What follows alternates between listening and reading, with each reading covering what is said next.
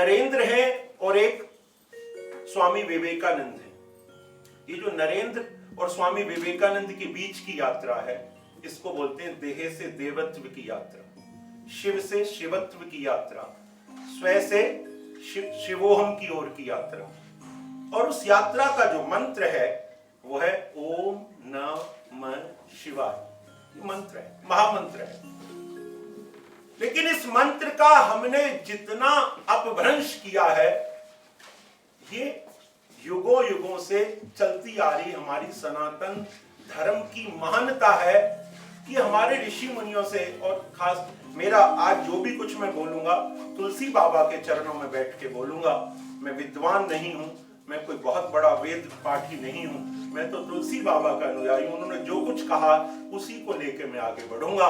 तो तुलसी बाबा ने कह दिया, भाव से, कुभाव से, आलस से, अनाज से, जैसे मर्जी ले लो, है ना।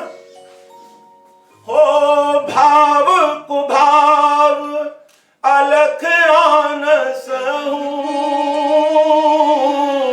नाम जपत मंगल दिस दसहु। राम सिया राम सिया राम जय राम, राम सिया राम जय जय राम। देखिए, ये विज्ञान है। हम 4 दिशाओं की बात कर रहे हैं और तुलसी बाबा कह रहे हैं 10 दिशाओं में कल्याण हो जाएगा नाम जपने से। 4 में 10 नाम जपत 10 दिशाओं, 10 दिशाएं खोजते रहो, पढ़ते रहो।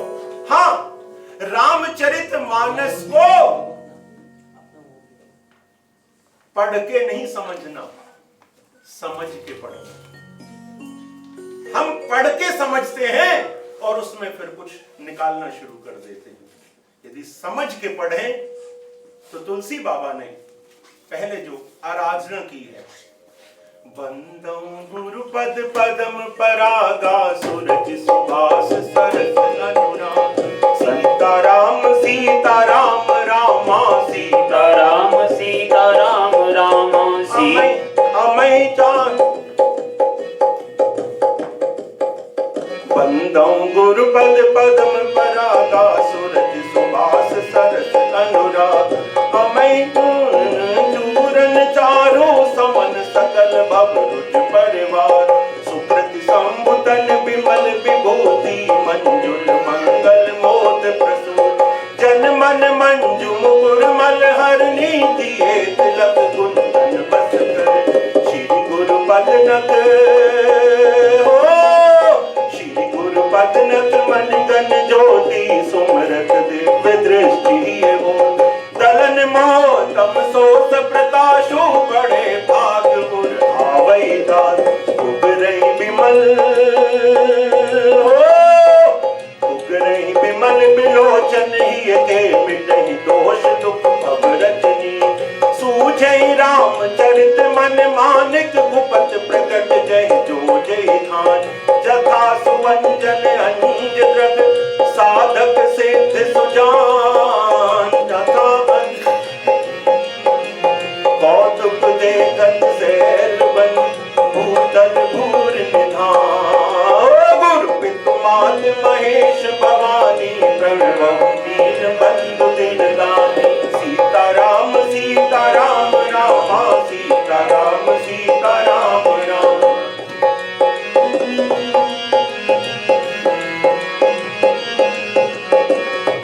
मेरे जन्म के गुरु भी मेरे पिता मेरे साथ, मेरे साय के रूप में मेरे पास विद्यमान हैं, आज सामने बैठे हैं।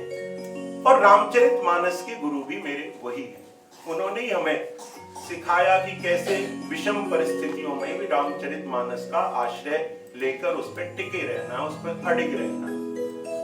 तो रामचरित मानस को पढ़ के समझना और समझ के पढ़ने को मैं कर रहा था कि क्या यदि आप इसे पढ़ के समझोगे तो इसकी चौपाइयों पर टीका टिप्पणी करोगे कि ये क्यों लिख दिया और वो क्यों लिख दिया। और तुलसी बाबा ने ये लिख दिया पहले ही कि वंदे बोधमयम नित्यम गुरु शंकर रूपनम यमाश्रुति वक्रोपि चंद्र सर्वत्र वंदे। वंदे बोधमयम नित्यम गुरु शंकर रूपनम, यमाश्रितो वक्र अपि चंद्र सर्वत्र वंदते भवानी शंकरो श्रद्धा विश्वास रूपिणो। उन्होंने भवानी और शंकर को क्या माना है? मां भवानी है श्रद्धा और शंकर जी हैं विश्वास। तो श्रद्धा नहीं है, विश्वास नहीं है, तो सिद्ध जन भी अपने अंतःकरण में स्थित ईश्वर को नहीं देख सकते। सिद्ध जन भी। इसका मतलब रामचरितमानस जो ग्रंथ है वो प्रचार पाने के लिए नहीं है, कथावाचक बनने के लिए नहीं है, लोगों पे टीका टिप्पणी करने के लिए नहीं है।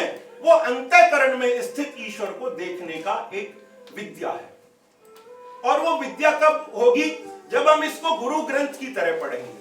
और गुरु ग्रंथ की तरह पढ़ेंगे तो पहले सम्मान देंगे, तो क्या होगा? क्या हो जाएगा? उगरई विमल बिलोचन हिये के, हमारे हृदय का नेत्र खुल जाएगा। ब्रज में मेरी माताएं कहती हैं, और वो माताएं जो अनपढ़ माताएं नजर आती हैं, वो कई बार बच्चे को डांटते हुए कहती हैं, अरे लाला तेरी दोनों फूट गई तो क्या हिये की भी फूट गई तेरी? है ना? कितना विज्ञान है ये कि तुझे दोनों आंखों से नहीं दिखाई दे रहा था, तो क्या तेरे हृदय की भी आंख फूट गई थी? इसका मतलब हृदय की कोई आंख होती है ना? और होती है तो बाबा तुलसी की वही उगरी है, उगरे विमल बिलोचन हिये के। और वो जब हृदय की आंख खुल जाती है तो वही तीसरा नेत्र है। और उसमें वो उतार पवित्रता ऐसी उतारता है कि मुझे सामने वाला गाली दे रहा है, मेरे बारे में गलत बोल रहा है, मुझे क्रिटिसाइज कर रहा है, मेरी दोनों आंखें देख रही हैं कि आदमी मेरे लिए गलत बोल रहा है, लेकिन मेरा हृदय का नेत्र कहता है आखिर क्यों बोल रहा है? क्या कारण है ऐसा? है? क्यों बोल रहा है ऐसा? मेरे में कुछ कमी है, इसकी कोई परेशानी है, इसमें आज कोई दिक्कत है, कल तो ये ठीक बोल रहा था, आज इसे क्या हो गया? ये तीसरा नेत्र बताएगा। और ये तीसरा नेत्र है हृदय का नेत्र। और जब आपको तीसरा नेत्र समझ में आ जाएगा तो क्या होगा? सूझे राम चरित्र मन माने। फिर आपको किसी मणि और माणिक्य की उंगलियों में पहनने की जरूरत नहीं पड़ेगी। आपके अंदर से राम के चरित्र रूपी मणि और माणिक्य आपको नई नई योजनाएं देने लगेंगे कि ये करना है, ये करना है। उगरे विमल विलोचन हिये के, मिटहि दोष दुख भव रजनी के। और जो दोष हमारे में जन्म जन्म से हमारे चित्त पर अपनी छाप छोड़े हुए हैं वो मिटने लगती हैं। तो जैसे अब तुलसीदास जी से कोई प्रमाण मांगेगा तो वो तो कह रहे हैं बोधमय, मुझे बोध हुआ था, मुझे बोध हुआ, मैंने लिख दिया। रची महेश निज मानस राका पाई सुसमो शिवासन भाषा। रची महेश ने है, मैंने तो भाषा उसको दी है, मैंने अब उन्होंने अपने ऊपर रखी ही नहीं बात। और बोध हुआ है तो प्रमाण कहां से? बोध तो गौतम बुद्ध को हुआ, एक रात में पूरा राजपाट, सुंदर पत्नी, बच्चा सब छोड़ दिया, बोध हुआ था। अब सुबह पूछे जी कौन आया था आपसे कहने के लिए, किसने आपको दीक्षा दी थी, कैसा क्या हो गया था आपको, एक रात में आप सोए थे और सुबह आपने कहा कुछ नहीं चाहिए? इसका प्रमाण कहां से आएगा? अब आज के कह रहे हैं प्रमाण चाहिए, तो प्रमाण दिया जाएगा। हम प्रमाण देने की कोशिश में 25 साल से इस कैलाशी संस्कृति पर अध्ययन करके दे रहा हूं। इसकी संस्कृति का आधार फिर वही है, ओम नमः शिवाय। लेकिन ये ओम नमः शिवाय ये नहीं है। ओम नमः शिवाय, नमः शिवाय, नमः शिवाय, नमः शिवाय, आ रहा हूं, अभी आ रहा हूं, देख रहा हूं, तुझे भी देख रहा हूं। ओम नमः शिवाय, ओम नमः शिवाय। मेरी चाबी खो गई थी, वो कहां है? ओम नमः शिवाय, ओम नमः शिवाय। भैया मत जप इस मंत्र को, मत जप, जब समय हो जब जप लीजिए, ठीक है ना? इससे दो नुकसान हो रहे हैं। एक नुकसान ये हो रहा है कि जो बच्चा वहां घूम रहा है तुम्हारे घर का, वो कहता अगर यही ढोंग ओम नमः शिवाय तो मैं तो इससे दूर ही रहूं। एक तो वहां नुकसान, एक तुम्हें कुछ नहीं मिल रहा, और तीसरा तुम्हें फ्रस्ट्रेशन भी आएगा कि मैं इतने दिन से ओम नमः शिवाय को जप रहा हूं, ये तो मेरे में तो कुछ चेंज ही नहीं आ रहा। 3 नुकसान अकेले आपकी गलती से हो रहे हैं। आपने और अब तो एक और ही नया कि सड़क पे चलते चलते भी आपको नाम जपना, बिल्कुल नहीं जपना, माला की जरूरत नहीं, फिर तो सांसों में जपो, उसे माला क्यों जप रहे, है ना? माला तो माला की जगह होगी, माला की वो नहीं है, और माला की जरूरत नहीं है। ओम नमः शिवाय इस कैलाशी संस्कृति का महामंत्र है, और ये अनादिकाल से चली आ रही संस्कृति है। यह संस्कृति कोई सिंधु घाटी की सभ्यता नहीं है, ये कैलाशी सभ्यता है।